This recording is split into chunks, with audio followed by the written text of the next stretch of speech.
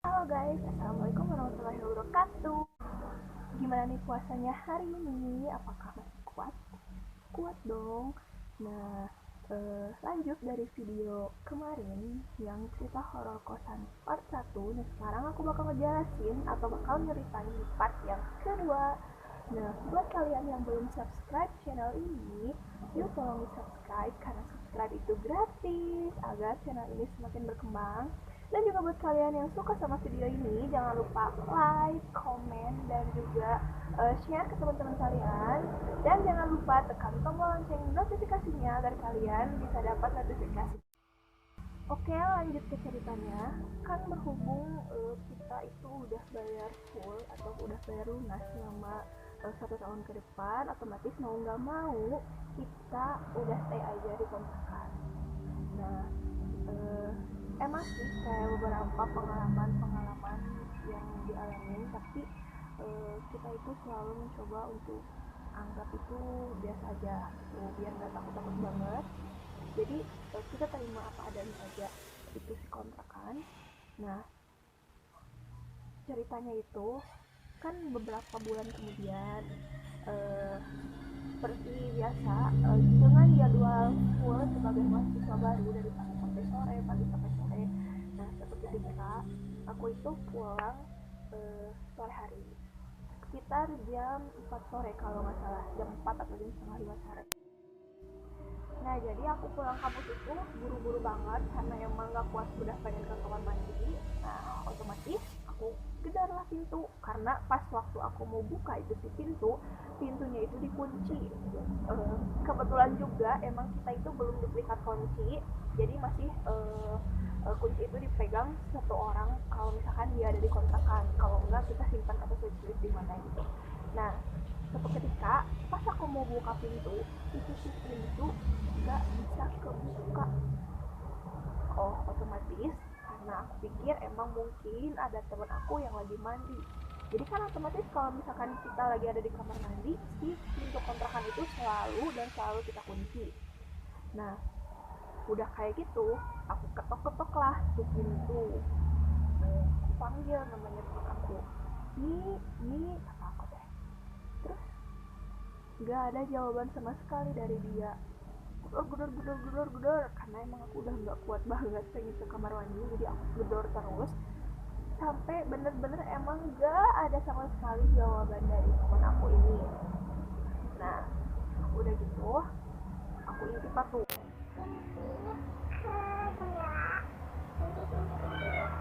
tapi sama sekali nggak kelihatan, nggak ada orang di dalam kontrakan. Nah, kayak gitu aku dari depan jalan tuh ke pinggir si kontrakan karena di situ ada pintu dapur yang langsung keluar. Nah, di situ juga posisinya itu langsung kamar mandi. Aku ketok-ketok lah, sama aku intip lagi ke dalam kontrakan karena emang posisinya itu nggak ada apa-apa. Nah, aku balik lagi lah ke depan, ketok-ketok kata aku, ini Anggi, aku manggil lagi nih nama teman aku. Terus sambil aku tempelin si telinga ke apa sih, ke pintu. Nah, terus pas di pintu itu, pas aku panggil nama temenku, tiba-tiba ada yang nyaut dong, dan suaranya itu persis banget kayak suara temen aku.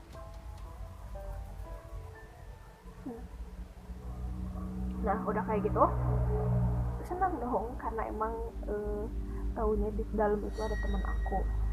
Nah, udah gitu, ini kata aku teh, cepet bukain, udah gak kuat. Terus iya gitu doang. Oh ya udahlah, aku positive thinking, diamlah aku di depan di teras si kontrakan, diem nungguin. Tapi udah lama ditungguin kok nggak ada ngebukain pintu. Itu udah nggak kayak biasanya. Kan biasanya kalau misalkan kita ketok-ketok itu langsung dia tuh keluar dan bukain pintu, tapi ini nggak sama sekali.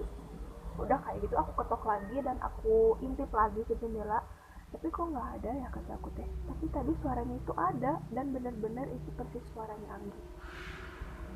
Terus aku balik lagi lah ke pinggir, ke pintu yang pinggir, aku ketok-ketok lagi lah, tapi sama sekali nggak ada jawaban lagi.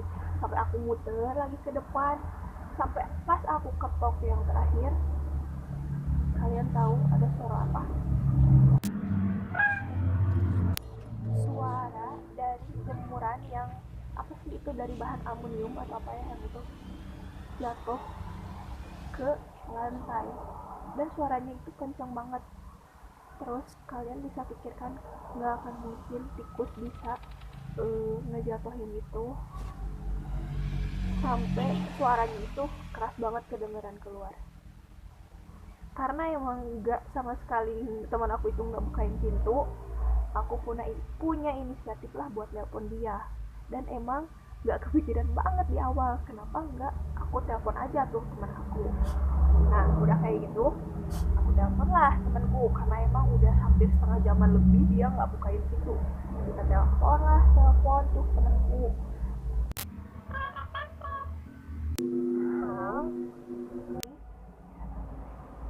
Anggi di mana ih? Cepet buka pintu, udah nggak kuat lagi di kamar mandi. Ya, tapi bentar ya, Anggi ke situ. Ya, dia ada di kontrakan belakang. Kuncinya Anggi bawa. Hah, kuncinya Anggi bawa. Dan terus itu yang ada di dalam itu yang bilang iya itu siapa? Dan nggak pikir panjang, aku bilang nggak usah kesini, aku yang kesana. Lari dong, aku langsung ke kontrakan belakang. Sampai pas datang itu aku pegang, Udah cerita di sini. Udah di kontrakan. enggak, orang mah dari tadi juga di belakang, dari depan mah nggak ada siapa-siapa. Cina kesini ya ke belakang main ke anak-anak. Ih, tahu nggak, tadi teh ada yang nyaut ya di dalam, tapi suaranya teh persis banget sama suara aku. Sampai kayak aku tuh, hah, masa sih kayak, kan Anggi teh dari tadi di sini. Terus itu juga tahu pas yang telepon ke sini. Terus yang tadi ngejawab di dalam itu siapa? Nah pas udah azan maghrib, aku sama Anggi tuh langsunglah ke kontrakan depan, karena kita mau bawa barang-barang keperluan kita, karena abis aku cerita itu kita sama sekali nggak berani buat tidur di kontrakan, dan kita milih untuk ikut nginep di kontrakan teman kita yang di belakang. Udah tuh hari demi hari ya, terus sampai full 1 tahun itu kita tetap bawa enjoy aja, walaupun emang setiap kali kita beli makan ke bibi pecel selalu bilang, Neng kenapa sih kok berani banget bla bla bla kayak gitu.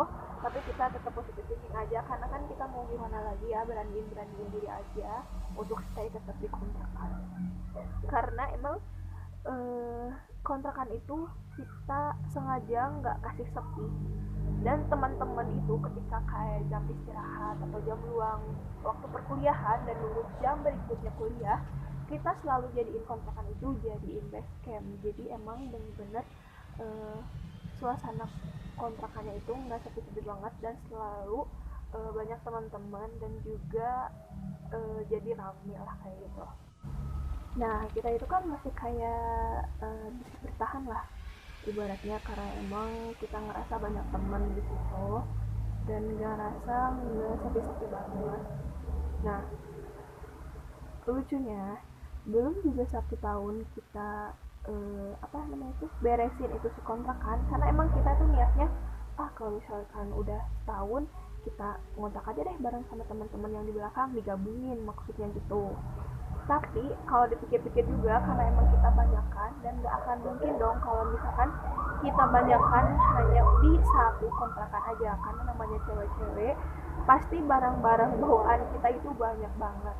Nah udah kayak gitu, ya udahlah kita cari kosan deh atau apa kayak gitu.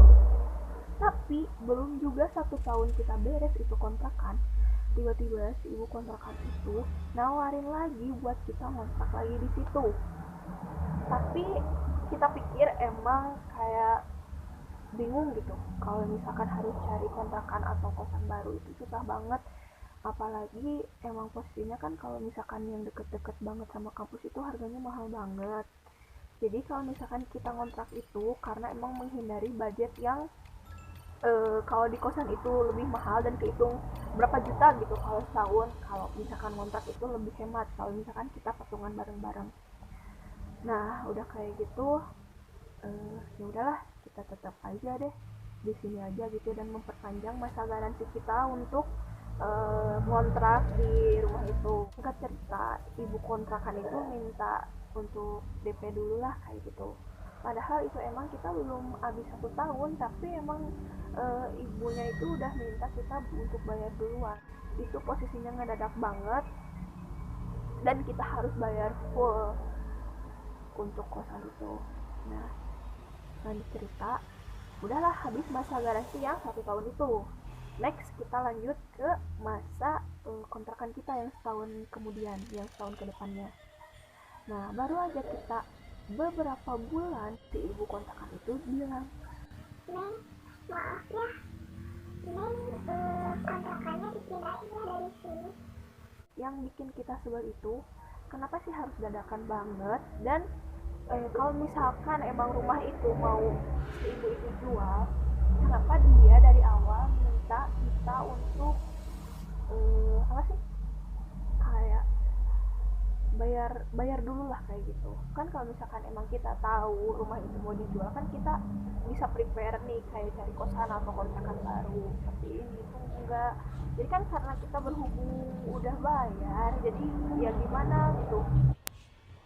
Nah kan ibarat kayak gini ya, si ibu yang beli kontrakan si yang aku tempatin ini, dia itu pindah juga dari kontrakan lamanya dan memilih untuk membeli kontrakan si ibu ini. Otomatis kayak kita itu saling apa, barteran rumah dan emang posisinya itu lumayan agak jauh dari si kontrakan yang awalnya aku tempatin ini, langsung ke rumah yang si ibu itu tempatin. Dan emang kontrakannya itu luas banget dan enak banget lah kayak gitu, kamarnya gede, terus kamar mandinya enak, terus emang kamarnya itu ada 3 dan kamar mandinya itu ada 2, dapurnya juga luas. Nah tapi dengan keluasan si kontrakan ini, yang itu bikin kita takut banget. Karena apa? Karena di situ kebetulan pas kita pindah ke kontrakan yang baru itu, pas banget Anggi itu lagi KKN, pergi untuk KKN selama 1 bulan. Nah otomatis di situ aku bingung dong, kok masa sendiri sih, takut banget. Karena emang gimana ya, aku tuh emang gak bisa ngelihat, tapi cuma bisa kayak ngerasain merinding parah kayak gitulah. Nah aku punya inisiatif, aku ngajak temen aku si Iwo itu yang ada di kontrakan belakang buat nemenin dan tidur bareng di kontrakan itu. Ya itu hitung buat nemenin, dan emang sampai akhir kuliah itu kemana-mana itu aku bareng sama dia karena emang kebetulan dia dapat KKN itu di kloter kedua. Nah udah kayak gitu, ya udahlah, aku sama temanku Iwo itu stay di kontrakan baru itu. Emang sih kayak kamarnya itu luas banget dan enak banget lah kayak buat ditempatin, cuman apa ya, kayak hawanya itu sepi banget, sepi dingin banget, sepi. Nah terus kan kita nggak tahu tuh kenapa si ibu itu memilih untuk membeli kontrakan. Katanya tuh iya ada ibu juga keseringan sendiri di situ, makanya pengen pindah karena nggak nyaman aja suasananya, sepi. Kalau sendiri teh nggak kuat aja, sepi hawanya itu nggak, takut katanya tuh. Terus emang posisi gimana ya kan, kalau misalkan kita ngerasain ada ruangan yang emang kita nggak nyaman itu kan pasti kayak ngerasa merinding parah lah kayak gitu. Nah aku itu ngerasa yang aku nggak nyaman itu posisi di kamar mandi belakang.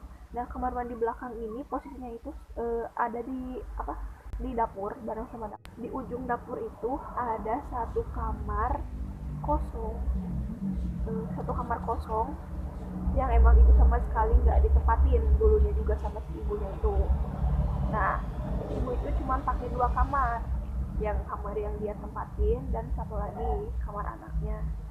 Nah udah kayak gitu, lama kelamaan aku itu cuman bisa bertahan 1,5 bulan kalau nggak salah, nggak tahu 2 bulan.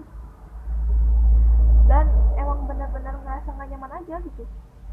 Kayak apa ya, sempet waktu itu kayak tuh aku itu lagi mandi, bukan lagi mandi, aku itu lagi mau bawa perlengkapan mandi. Nah karena emang eh, dari jangka waktu 1 bulan itu kan aku benar-benar ngerasa nggak nyaman, jadi aku lebih milih untuk ya udahlah, wah kita tidur di kontrakan kamu aja deh, kata aku kayak gitu. Soalnya kan di sini emang bener-bener hawanya tuh nggak nyaman banget, takut kata aku. Terus ya udahlah, sambil nungguin angin kita udah di kontrakan aja di sana gitu. Ya udahlah. Nah emang salahnya itu aku nggak ngajakin Woh buat ikut ngambil perlengkapan ke kontrakan yang baru. Nah dan tanpa sadar si kontrakan itu emang habis tokennya. Terus kan nggak mungkin ya, udah jaraknya jauh terus aku tiba-tiba balik lagi ke kontrakan temanku untuk ngajak dia gitu kan nggak. Aku coba untuk masuk ke kontrakan dengan suasana gelap, dan bener-bener gelap gitu. Kalau misalkan kayak di sana itu kayak misalkan masih sore, itu udah bener-bener gelap banget. Dan posisi waktu aku ngambil perlengkapan itu, kalian tahu jam berapa? Udah mau azan maghrib. Nah di situ bayangin tuh merinding banget, merinding parah. Aku tuh nggak bisa lihat tapi kayak bisa ngerasain kalau kayak ada yang merhatiin gitu. Kayak misalkan ini aku ngambil nih, kan posisinya gelap, terus aku ngebawa HP. Nah aku ngambil lah ke kamar mandi perlengkapan yang mau aku bawa. Terus ketika kayak lagi gini, kayak ada yang lihat ini lagi, aku teh ngadep lagi ke depan, terus gini lagi, gitu aja terus. Terus kan karena takut emang gak berani buat lama-lama di situ. Terus aku masukin dan langsung aku pergi ke kontrakan temanku. Nah karena aku kan udah ngerasa kayak gak nyaman gitu, udah ada di tidur di kontrakan yang baru itu. Nah aku inisiatif lah buat konsultasi sama Anggi, buat cerita ini kayaknya nggak nyaman deh kalau terus-terusan harus di kontrakan ini. Terus gimana ya kalau misalnya kita ngechat si ibu kontrakan buat kita pindahin deh ke kontrakan yang lain aja gitu kan. Berhubung kita udah bayar kan, udah bayar full langsung kan. Waktu awal itu kita DP, terus selang berapa bulan ibu itu minta lagi tambahannya buat di full kita bayar setahun. Nah berhubung kan aku mikir uang kita kan udah full di ibu itu, kalau misalnya emang kita ngerasa nggak nyaman kan emang itu udah tanggung jawab si ibu kontrakannya kan. Nah kalau misalkan emang ibu kontrakan itu dia nggak mau kasih kosan atau nggak mau kasih kontrakan yang baru, ya udah kita minta uangnya lagi aja buat balik dan kita cari kosan sendiri. Tapi di sisi itu kan emang kayak uangnya itu udah nggak ada, udah dipakai untuk keperluan si ibu. Nah ibu itu inisiatif, ya udah Neng katanya, Neng cari kosan aja biar nanti per bulannya ibu yang bayar katanya gitu, dari sisa uang yang Neng bayarin itu kemarin. Nah udah kayak gitu ya udahlah Bu, kita cari-carilah. Nah kebetulan di perumahan yang awal kita di situ yang bareng-bareng sama temanku itu, nah di samping sebelah kiri kontrakan temanku di belakang itu, depannya itu ada kosan. Kebetulan banget kan, deket sama anak-anak. Dan emang kita itu mikirnya itu karena lebih nyaman nih, lebih deket gitu kan. Tapi di sisi lain kita juga mikir bahwa selama kita ngontrak itu di situ itu nggak ada kayak apa ya, sepi gitu kosannya itu, kayak nggak terjamah sama mahasiswa, kayak benar-benar kosong dan belum ada yang nempatin itu si kosan. Dan ternyata emang salah. Nah di situ itu udah ada yang ngekos, kayak berapa orang ya, 4 orang yang ngekos. dan emang kosnya itu nggak lama gitu, cuman kayak berapa bulan aku di situ dia udah pindah kayak gitu.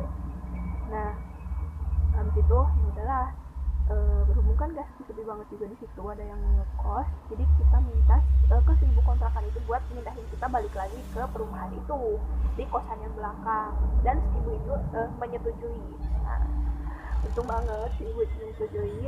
Nah abis kayak gitu kita pindah lah, packing di kosan yang baru itu.